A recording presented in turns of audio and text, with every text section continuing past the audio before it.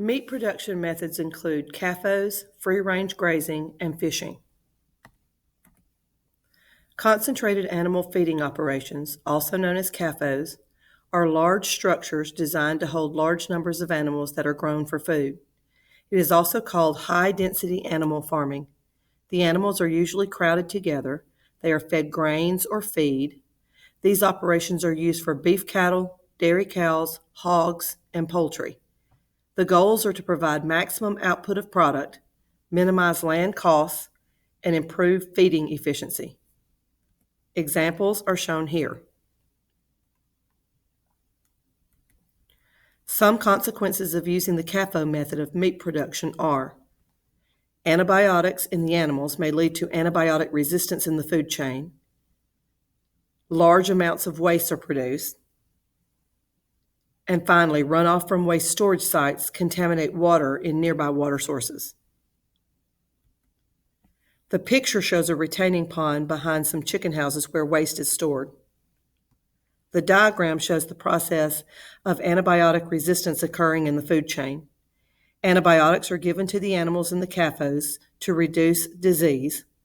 Resistant pathogens survive and multiply and are passed along the food chain in animal products.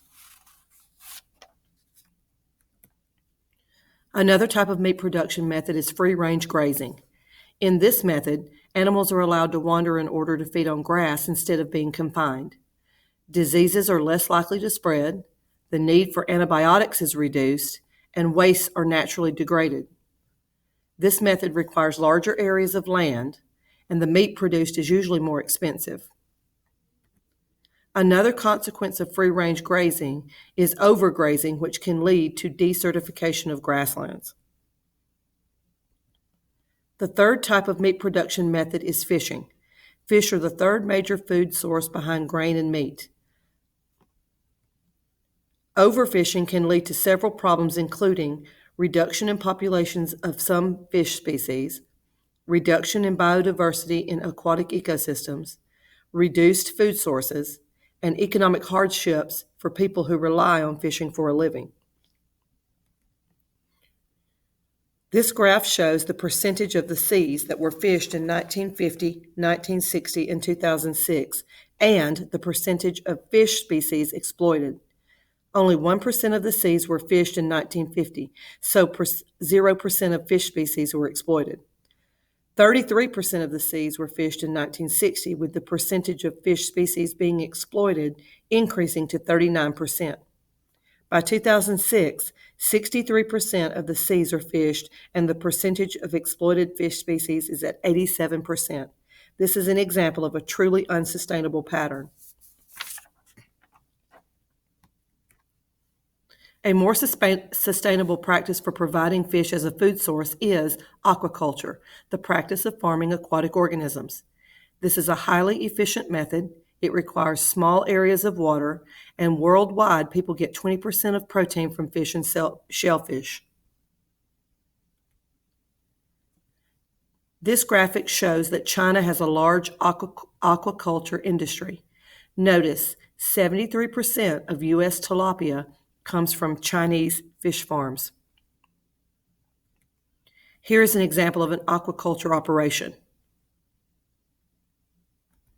Examples of freshwater farm species are carp, tilapia, catfish, and trout. Examples of saltwater farm species are oysters, clams, mussels, shrimp, and salmon. Environmental concerns about aquaculture include nutrient pollution due to excess food and biological wastes, excessive antibiotic use, changes to genetic diversity resulting from escapees crossbreeding and competing with wild fish, degradation of aquatic ecosystems, and diseases that can be transmitted to wild fish.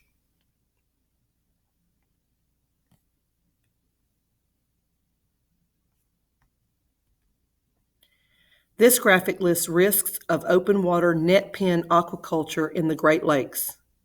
One risk is invasive species. Another risk is antibiotics and growth hormones getting into the food chain and water supply.